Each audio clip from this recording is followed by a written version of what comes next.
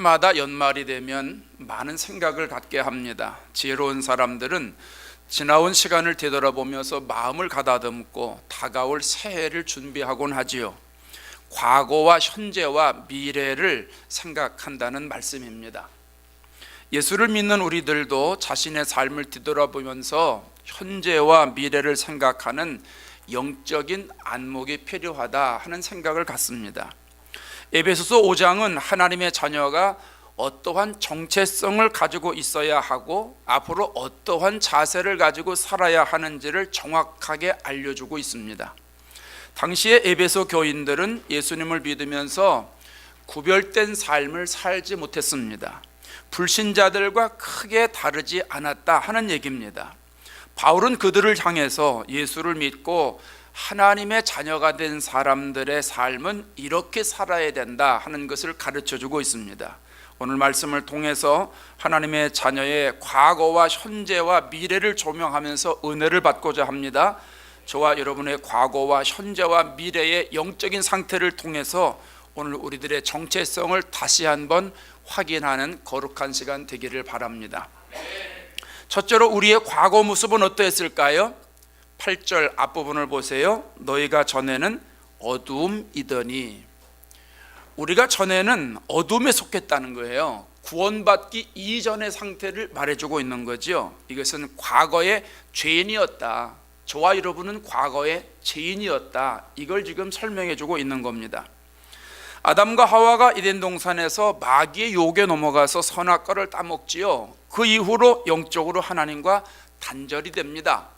우리가 타락의 길을 걷게 되었다는 얘기입니다. 하나님의 형상을 닮은 인간이 타락하다 보니까 마귀의 형상을 닮도록 되어 있다는 거지요. 그래서 마귀의 지배를 받게 되었어요. 그래서 늘 어둠 속에서 살아가야만 했다는 얘기입니다. 에베소서 2장 2절 이하에 보면 타락한 이후의 상태를 이렇게 말씀해 주고 있습니다. 그때 너희는, 여기에 여러분 너희가 저와 여러분 포함될까요? 안 될까요? 되기를 바랍니다. 예. 그때 너희는 그 가운데 행하여 세상 풍조를 따르고 공중의 권세 잡은 자를 따랐으니 곧 지금 불순종의 아들들 가운데서 역사하는 영이라. 전에도 우리가 다 그 가운데서 우리 육체의 욕심을 따라 지내며 육체의 마음에 원하는 것을 하여 다른 이들과 같이 본질상 진노의 자녀이었더니, 이렇게 말합니다. 이 짧은 구절에 반복되는 말이 있어요. 세상의 풍조를 따랐다는 거예요.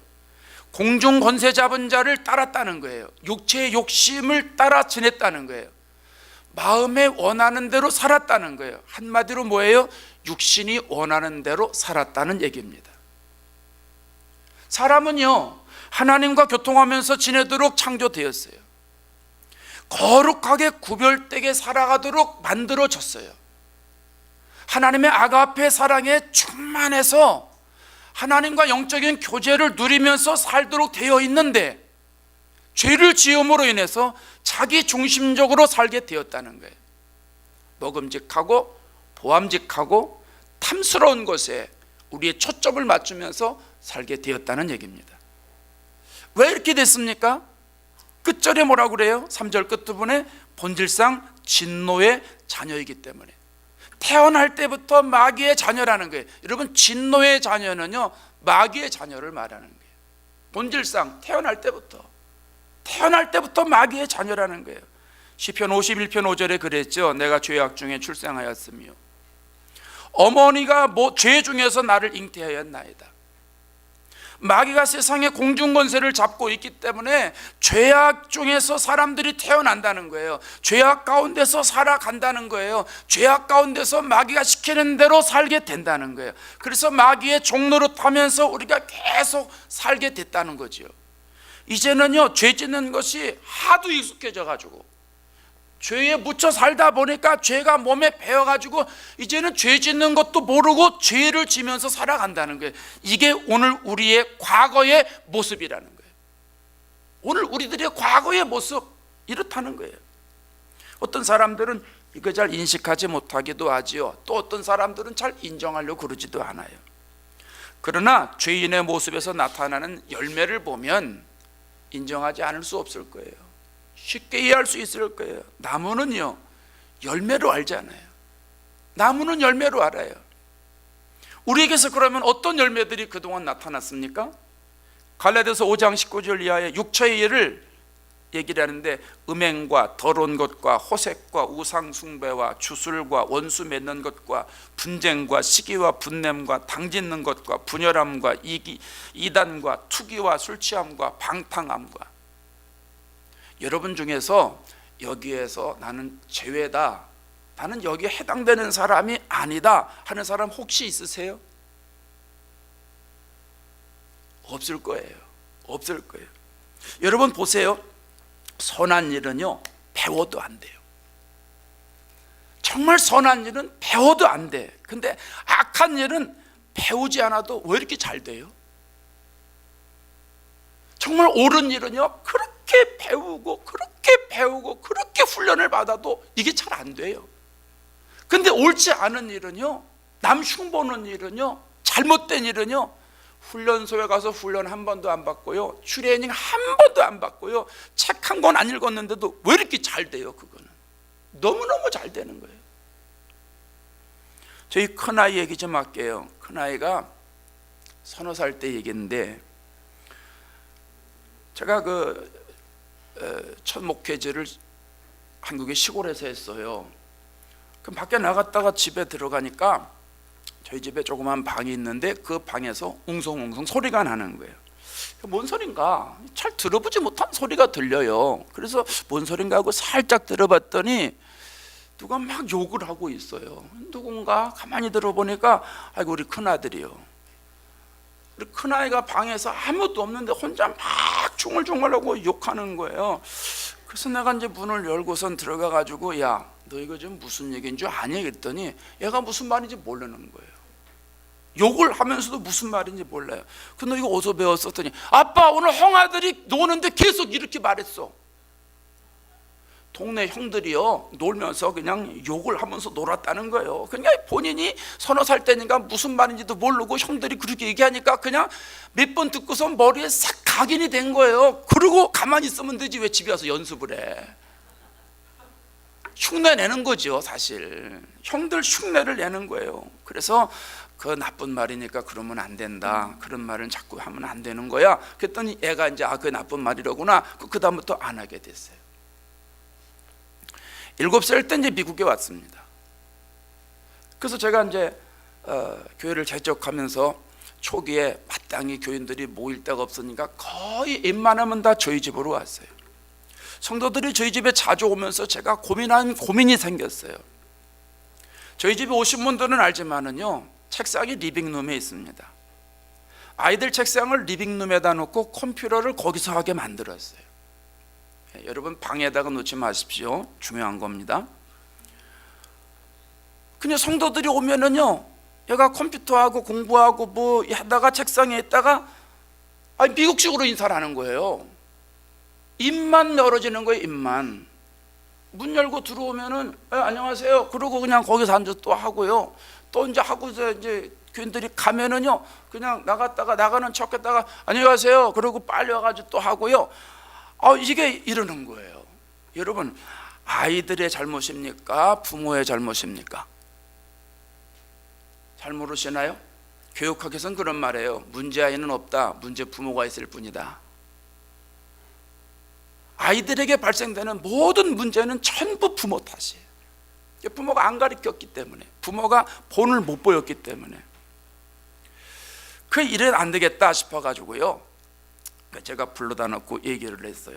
한국 사람들은 인사를 잘해야 되는 거야. 여러분, 한국 사람들은요, 인사를 정말 잘해야 됩니다. 또 실제적으로 얼마나 잘하는지 모릅니다. 사람들이요, 한 번 만났다가 헤어지면은요, 인사를 한두 번 하는 게 아니에요. 우리 집에 와서 교인들이 같이 막 있다가 말이죠, 이제 때가 돼가지고 갈 때 되면요, 앉은 자리에서 인사합니다. 목사님 이제 가겠습니다. 안녕히 계세요. 그리고 벌떡 일어납니다. 그러고선 신발 신으면서 또 뭐라 그래요? 목사님 그냥 계세요. 가겠습니다. 안녕히 계세요. 그래요. 또 밖에 나가 있으면은요, 밖에 나가면 또 우리 따라 나가야 되잖아요. 우리나라 예절은. 그 바깥에 나가면요, 바깥에 나가서 아, 목사님 안녕히 계세요 그러고 나갑니다. 그러고 그냥 가면 얼마나 좋아. 그럼 또 차를 타고 가면 차를 타고 문을 열면서도 그냥 타면 될 텐데 문을 열기 전에 안녕히 계세요 목사님 그러고 문을 열고 또 탑니다. 그리고 차를 타고 가면서도 또 빠이빠이하고 안녕히 계세요. 우리는 한번 모였다가 헤어지면 보통 5번 정도는 인사를 해야 돼. 정이 많은 민족이라 그런지 헤어지기가 안타깝고 힘들어서 그런지 모르지만은요, 또 이렇게 안 하면요 되게 버릇없네, 또 서운하고요. 이게 우리나라 정서예요. 이게 그러니까 한국 사람들 만나면 한국식으로 해야 되고 미국 사람 만나면 미국식으로 해야 되잖아요. 그래서 우리 아이에게 설명을 해주세요. 한국 사람 만나면 한국식으로 인사를 해라. 그러니까 어떻게 해야 되느냐, 이렇게 서가지고 고개를 90도 각도로 기울이면서 안녕히 가세요, 안녕하세요, 어서 오세요 해라 그랬어요. 근데 여러분, 미국에서 자란 아이들이 그게 됩니까? 안 돼요. 그래서 세워놓고 연습을 시켰어요. 같이 하는 거예요.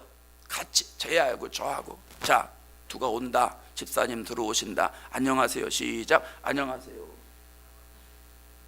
좀 더 숙여, 더 숙여, 조금 더, 그렇지, 옳지, 더 됐어. 예, 일어나고 다시.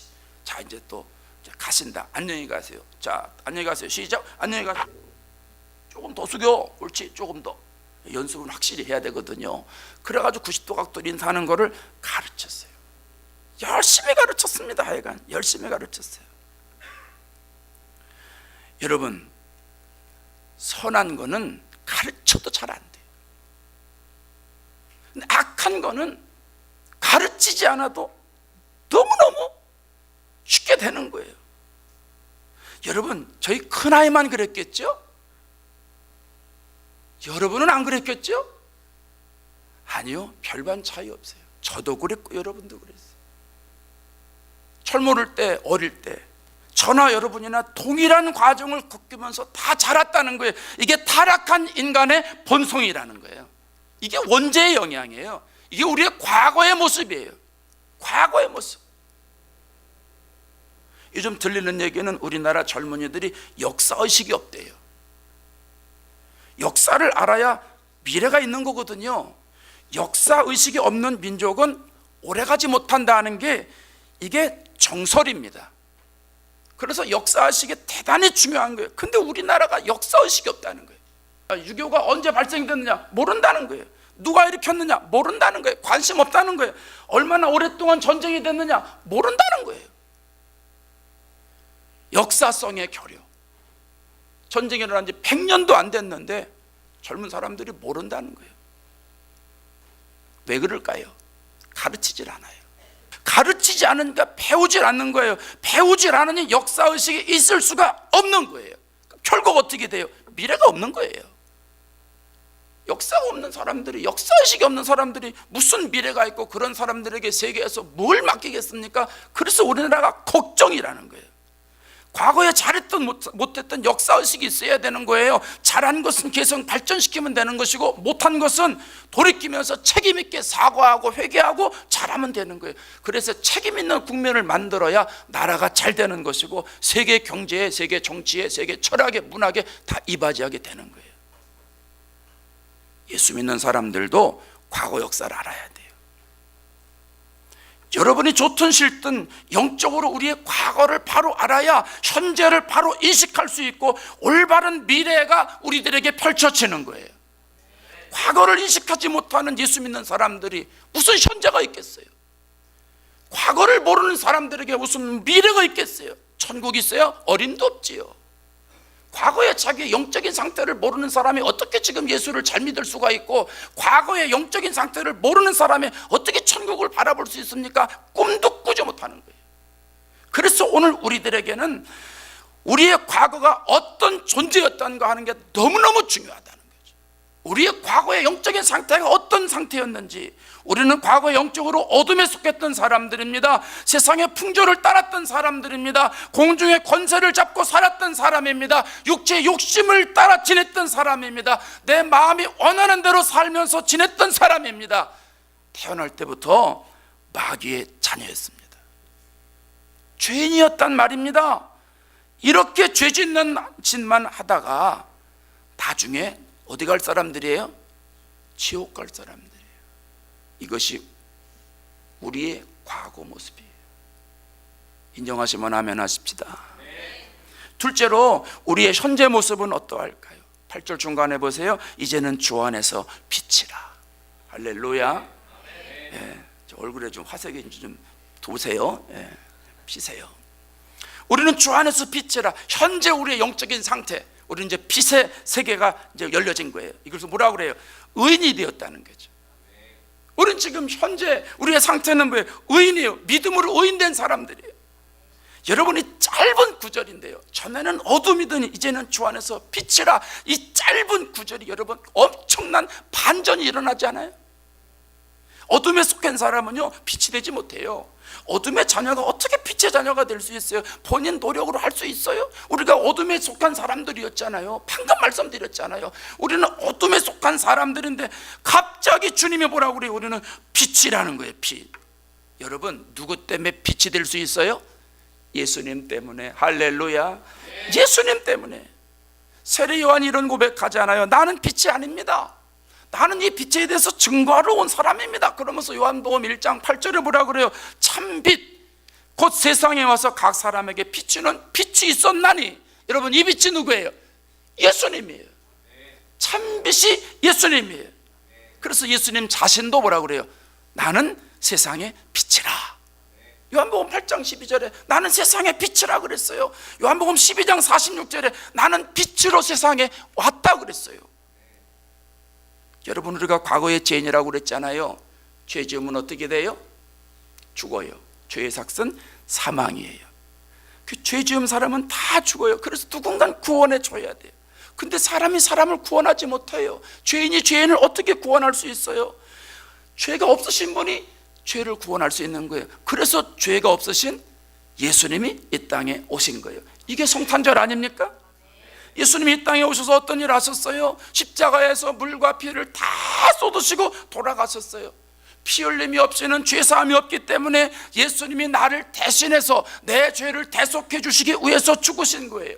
그래서 누구든지 이 예수님이 내 죄를 위해서 십자가에 달려 돌아가셨다고 하는 사실을 믿기만 하면 다 예수님 안에 있게 되는 거예요. 믿음으로 의로워지게 되는 거예요. 그러니까 우리 스스로 빛이 되는 것이 아니라 예수님 안에서 빛이 되는 거예요. 예수님 때문에 빛이 되는 거예요.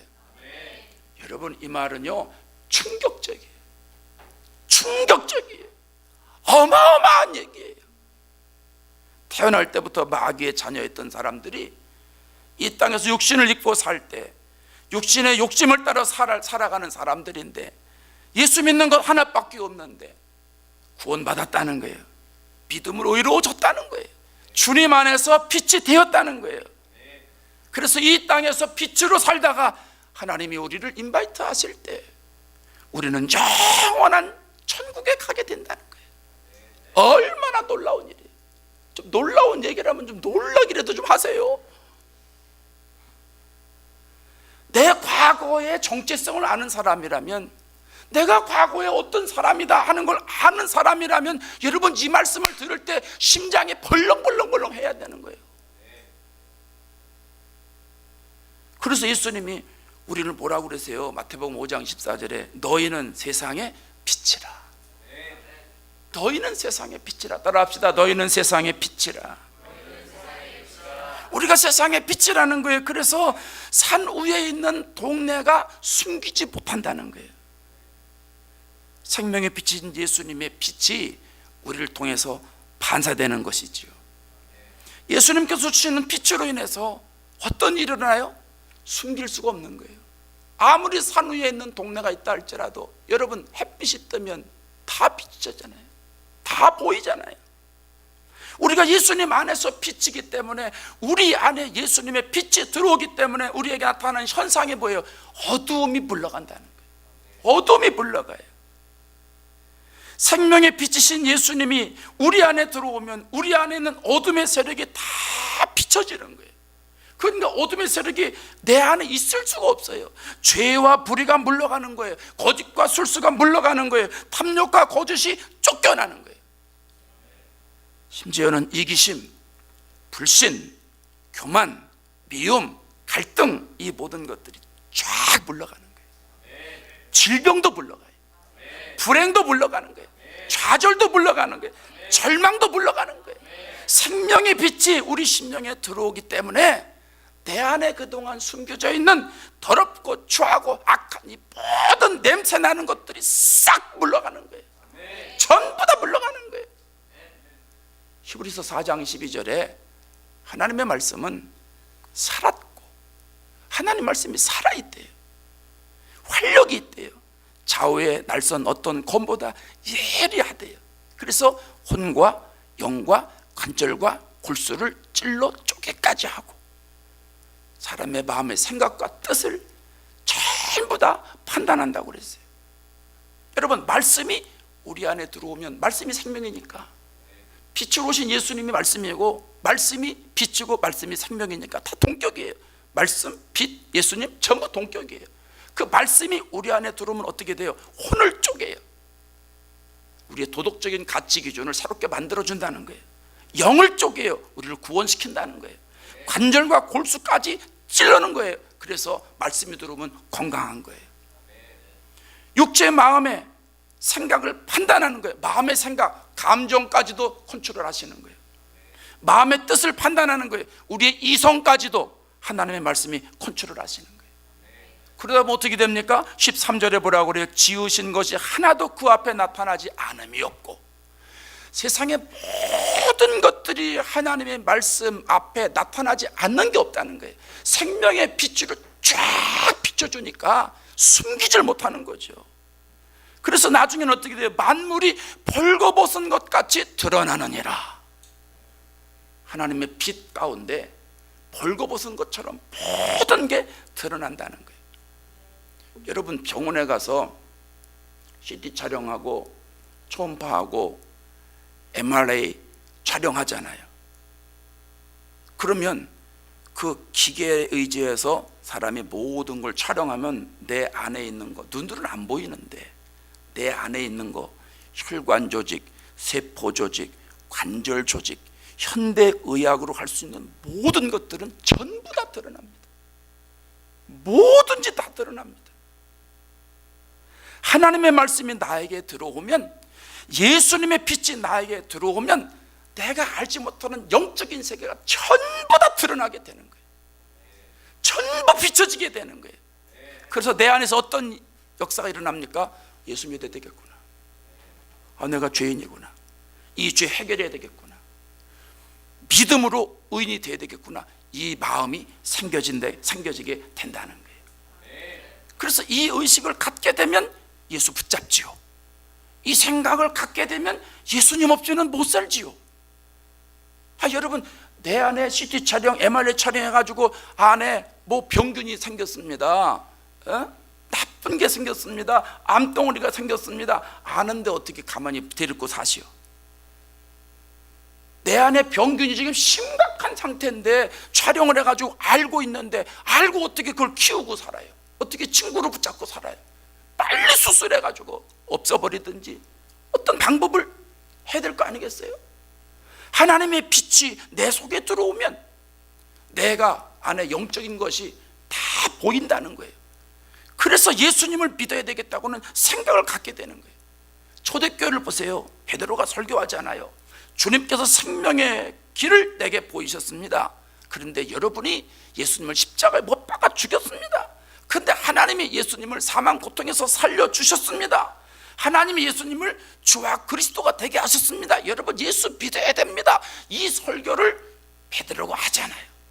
근데 그 베드로의 설교 가운데 어떤 빛이 들어가요? 예수님의 빛이 들어가는 거예요. 그 설교를 들은 사람들이 어떤 반응을 일으켜요? 그들이 그 말을 듣고, 베드로 말이에요, 베드로 설교예요, 생명의 빛이에요, 마음에 찔려 베드로와 다른 사도들에게 물어 가로되, 형제들아 우리가 어찌할꼬 하거늘. 형제들아 우리가 어찌할꼬 하거늘. 예수님의 빛이 들어가니까 그들 마음속에 있는 어둠이 물러가는 거예요. 자기 영적인 상태가 진단이 되는 거예요. 그래서 우리가 어떻게 쓰면 좋겠냐는 거예요. 예수를 믿어라, 회개해라, 예수님의 이름으로 세례 받아라, 죄사함 받아라, 그럼 성령을 받을 것이다, 베드로가 얘기하잖아요. 그러니까 그 말씀을 들은 사람들이 베드로 말에 순종해서 세례 받아요. 그날에 세례 받은 사람이 3,000이 더했다고 그랬어요. 엄청난 역사죠. 어마어마한 역사예요. 여러분, 사도 바울은 에베소 교인들을 향해서 빛의 자녀가 되었다고 선포합니다. 이제는 주 안에서 빛이라는 거예요. 저와 여러분은 예수 믿은 사람들이기 때문에 이제는 주 안에서 빛입니다. 어둠의 자녀가 빛의 자녀가 된 겁니다. 데살로니가전서 5장 5절에는 너희는 다 빛의 아들이요 낮의 아들이라고 그랬어요. 우리는 다 빛의 아들이에요. 하나님의 아들이에요. 쓸모없고 변연약한 존재가 아니라 이제는 빛의 자녀로, 하나님의 자녀로 당당하게 살아갈 수 있게 됐다는 거예요. 여러분, 이것처럼 귀한 축복이 세상에 어디 있어요? 세상에 어디 있어요? 여러분, 주님 안에서 빛인 걸 믿으십니까? 빛의 자녀인 것 인정하십니까?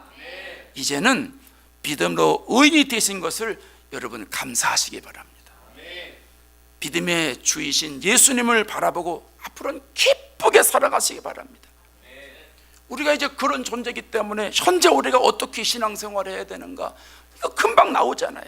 이제는 우리는 구원의 은혜를 누리면서 살아가면 되는 거예요. 하나님이 동행하시는 것, 주님이 동행하실 때 마음대로 주님과 같이 다니시면 되는 거예요. 예수님 목자로 삼으시고 푸른 초장으로 다니시고 실만한 물고로 인도함 받으시고 성령이 인도하는 대로 그냥 마음껏 다니시면서 예수 믿는 기쁨을 누리시면 되는 거예요. 빛의 자녀로서 이 거룩한 자리에서 여러분 계속 그걸 누리시기 바랍니다. 이것이 하나님의 자녀된 저와 여러분의 현재의 모습입니다. 현재 영적인 정체성입니다. 얼마나 감사해요. 얼마나 감사해요. 셋째는, 그럼 우리의 미래의 모습은 어떻게 되겠느냐? 우리의 미래의 모습은 8절 끝머리 뭐라 그래요? 빛의 자녀들처럼 행하라. 빛의 자녀들처럼 행하라는 거예요. 이게 무슨 말이에요? 의인의 삶을 살아라 하는 말입니다. 믿음으로 구원받았어요. 믿음으로 의인이 됐어요. 이제는 의인에게서 나타나는 열매가 있어야 된다는 얘기죠. 그게 우리의 생활이라는 거예요. 포도나무에서는 포도 열매가 맺고, 사과나무에서는 사과나무가 맺는 게 아니죠. 사과나무에서는 사과가 맺고, 배나무에서는 뭐가 맺어요? 이건 같이 대답 주면 더 좋은데, 배나무에서는 배가 맺어져요. 그럼 빛의 자녀들에게서는 어떤 열매가 맺어져요? 빛의 열매가 맺어지는 거예요. 이게 너무 어려울 것 같은데요, 아니요, 성령은 우리를 도와주시는 분이에요. 의의 길로, 진리의 길로, 생명의 길로 우리를 인도하시는 분이기 때문에 믿음으로 우인된 사람들이 성령의 인도함 받아서 그냥 나아가면 우리에게서 열매는 저절로 열리는 거예요. 지난번에 말씀드렸잖아요. 참 맺고 싶다고 안달복달 안 해도요, 포도나무에 가지가 붙어 있기만 하면 저절로 열매가 맺어지는 것처럼 성령의 인도를 받기만 하면 우리들에게서 이것은 저절로 나타나는 거예요. 어떤 게 나타납니까? 그 다음 절에 나오죠. 9절에 빛의 열매는 모든 착함과 의로움과 진실함에 있느니라. 세 가지가 나와요. 대표적으로 세 가지 나와요. 첫째는 착함이에요. 착함. 이 착하다는 건 도덕적으로 윤리적으로 착하다는 이 얘기가 아닙니다. 이 착하다고 하는 건 원어에 가면 선함이라는 뜻이 있어요. 그건 있어요. 이건 하나님의 성품이에요. 하나님은 선하신 분이잖아요. 하나님은 인자하신 분이에요. 오늘 우리들에게서 이런 선한 열매가 맺어진다는 거죠. 그래서 우리가 전에는 그냥 자기만 알던 사람인데 이제는 다른 사람을 생각하게 되는 거예요. 이기적인 사람이 이제 바뀌어지는 거죠.